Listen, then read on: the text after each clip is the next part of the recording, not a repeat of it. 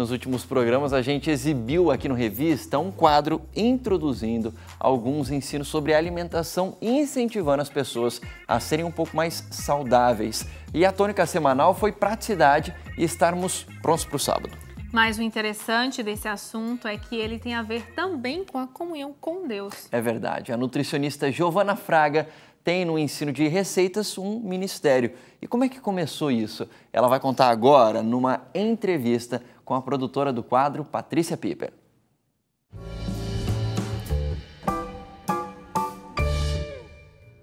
Ao longo dos últimos programas, a gente tem conversado com a Giovana para aprender um pouco como mudar a nossa alimentação. Mas essa mudança, na verdade, aconteceu primeiro na vida da Giovana e é por isso que a gente vem conversar com ela agora. Tudo bem, Giovana? Tudo bem, Patrícia. Conta pra gente, assim, você é nutricionista de formação, mas nem sempre você seguiu essa linha vegetariana, né? O que mudou exatamente?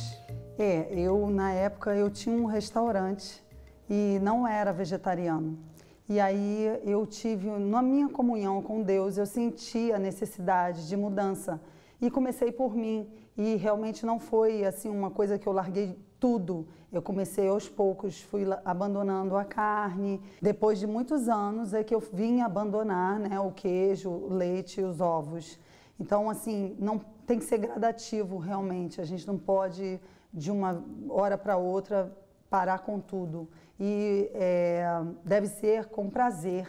Eu tenho prazer nisso. A gente tem que se motivar através do conhecimento também que eu busquei. Eu comecei a ter conhecimento em relação a isso, que na minha consagração e também em saúde. Eu hoje tenho muito mais disposição do que eu tinha antigamente. Tá, e a alimentação você primeiro mudou para você. E qual foi o momento que você passou a mudar, a falar sobre isso para as outras pessoas?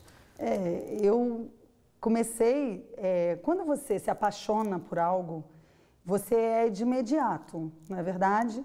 Então, eu senti diferença no meu corpo e isso a gente tem que passar para as pessoas. E eu sinto a necessidade de utilizar a minha profissão para trazer mais saúde e eu tenho feito isso com meus pacientes. Eu tenho uma senhora que está comigo sendo acompanhada por mais de 90 dias e ela era insulino dependente e hoje ela está usando a minha alimentação saudável, o que eu ensino para ela, e não está usando mais insulina. Então, o alimento também pode ser a cura? Sim, com certeza. Hipócrates já falava, faça do teu alimento o teu remédio, do teu remédio o teu alimento. Então, um médico, né, já falava isso. E a gente está trazendo isso para a vida das pessoas, trazendo um benefício na alimentação. É verdade que as crianças têm uma certa dificuldade de começar, mas a gente tem que introduzir sempre tentando, não pode desistir, porque o oferecimento do mercado, o marketing, as cores, os sabores, os paladares, eles conquistam muito a criança e a mãe tem que ter consciência disso. Porque... Essa questão da mãe, assim, eu conversei com um médico, né? E um pediatra, e ele falou para mim assim que a responsável pelo lar é a mãe, né?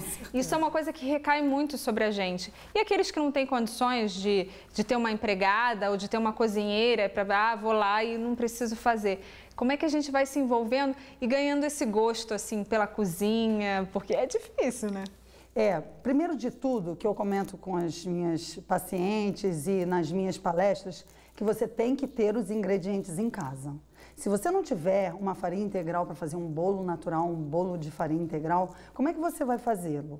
Então, você precisa realmente comprar, substituir. Uma mudança ali na despensa. Isso, começa ali. E aí, quando você for lançar a mão, quando for na sua despensa, você tem a farinha integral. Não tem só também o industrializado, né? Exatamente. Aí você vai começar a substituir. E usar sempre, começa não com 100% integral, mas você pode começar parcialmente integral. Tem que estudar também, né? A gente falou um pouco sobre isso. Não adianta simplesmente, olha, da noite para o dia eu vou conseguir ter uma mudança. Pesquisar. Nós temos a internet aí a nosso favor, não é? Verdade. É uma grande ferramenta para conhecimento hoje no mundo atual. É uma questão de tempo e uma questão de querer também. Exatamente. Tá Se eu certo. desejo saúde para minha família, eu vou buscar essa saúde onde quer que ela esteja. Tá certo, então. Então acesse o nosso blog, reveja aí como foram essas receitas nos últimos programas com a Giovana e quem sabe assim a gente consegue estar mais saudável e sempre prontos para o sábado.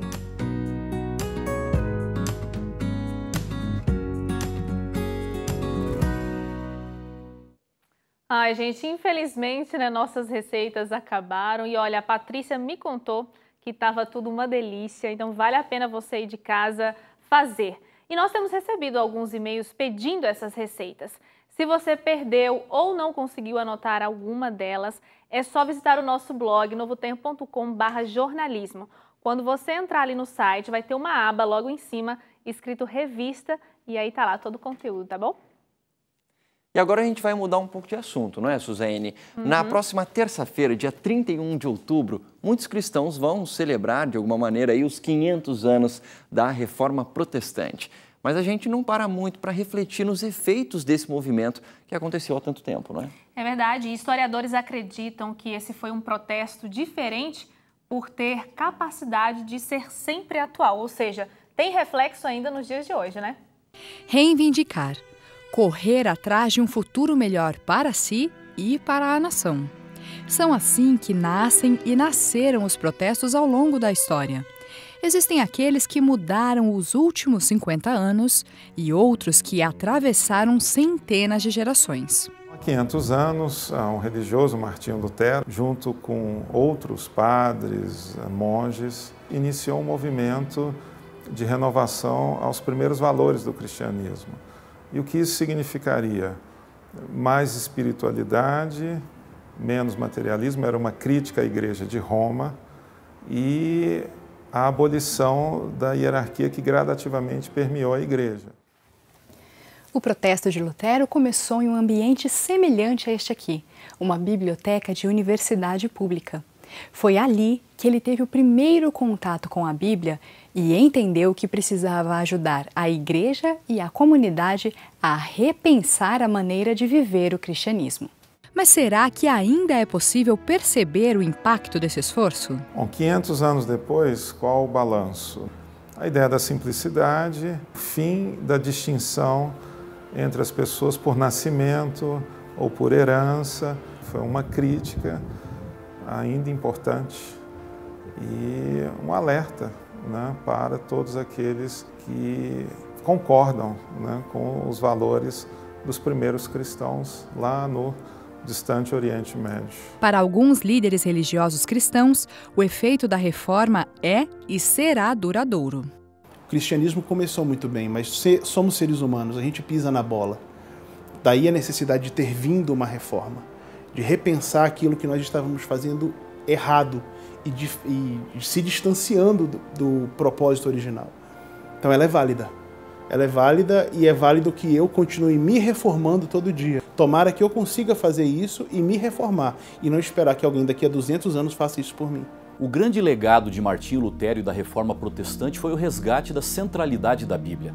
Afinal, as 95 teses que ele pregou eram resgates de mensagens bíblicas esquecidas. Ele traduziu a Bíblia foi impressa e chegou às mãos do povo. Nós, como adventistas do sétimo dia hoje, nos consideramos herdeiros dessa reforma, porque nós vamos a fundo a Bíblia, estudamos com aqueles que vão ser batizados, pregamos a palavra e cremos que a reforma não é um ponto final. A reforma é um processo contínuo. Nós continuamos reformando, desde que toda a reforma não seja para exaltar interesses pessoais, mas seja para aprofundar o estudo, o conhecimento e a prática da palavra de Deus. Pois é, e foi no dia 31 de outubro de 1517 que Martinho Lutero começou a mudar o mundo. Naquele dia, ele afixou na porta da Igreja do Castelo, em Wittenberg, na Alemanha, as teses que ficaram conhecidas como sendo da justificação pela fé, mas que originalmente eram uma proposta de debate em torno do pagamento para conseguir perdão divino. E como já falamos, a data é lembrada até hoje como ponto de início da Reforma Protestante e então completa 500 anos no próximo dia 31. Por isso, o jornalismo da Novo Tempo traz um conteúdo original, inédito sobre o tema, não apenas lembrando a história, mas fazendo uma reflexão sobre as consequências que são sentidas no mundo até hoje em toda a sociedade. 500 anos depois, as consequências da Reforma Protestante são sentidas na política, na economia, na educação, na sociedade. E o jornalismo Novo Tempo foi descobrir como o movimento religioso mudou o mundo. A Reforma que Mudou o Mundo é um projeto especial do jornalismo Novo Tempo e da Igreja Adventista do Sétimo Dia, que lembra a importante história protestante e as consequências do movimento religioso em toda a sociedade. A nossa equipe gravou no Brasil e em outros 5 países para mostrar o impacto mundial e diversificado que houve decorrente de um protesto que começou na porta de uma igreja. Na Alemanha, conhecemos a cidade onde Lutero viveu, trabalhou e espalhou as ideias que tinha a respeito do que deveria mudar na igreja. Na Suécia, mostramos as características de uma sociedade que por quase 400 anos teve um elo oficial entre o Estado e a Igreja Protestante. Nos Estados Unidos, descobrimos o impacto de um país formado por protestantes desde o período de colonização. Fomos também ver o outro lado da história, a parte que foi alvo dos protestos, a Igreja Católica, que hoje tem um país próprio, o Vaticano. O fato de ser encravado na cidade de Roma mostra a relevância que tem em toda a Itália. Em todos esses lugares, é possível ver como a fé não se restringe ao ambiente sagrado. As crenças se traduzem em ações no cotidiano de cada comunidade. Por isso, entrevistamos especialistas de diferentes áreas, como líderes religiosos atuais e doutores em teologia, história, sociologia de algumas das principais universidades do mundo, como Harvard e Yale e a Universidade de Estocolmo. E as reportagens que vamos apresentar lembram a história para abordar uma reflexão atual sobre a sociedade. A reforma atingiu o objetivo? As mudanças foram positivas? O mundo precisa de uma nova reforma? Esses e outros questionamentos vão ser respondidos no documentário A Reforma que Mudou o Mundo, no dia 31 de outubro, às 10 horas da noite, e também em uma série especial, dentro do Revista Novo Tempo, a partir do dia 3 de novembro.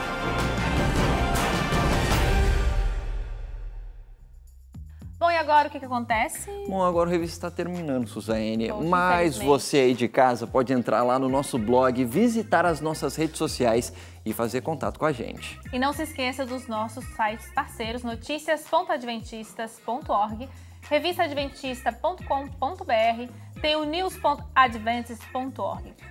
Aproveite o seu final de semana aí de casa. Você também, Felipe, aproveite o seu final de semana. Obrigado, viu, Suzane? Suzane ficou emocionada, tá acabando o programa, vai dar uma descansada, né, Suzane? Uma descansada, vale a pena, né? Muito obrigado pela companhia e até semana que vem. Tchau, tchau. Tchau, tchau, gente.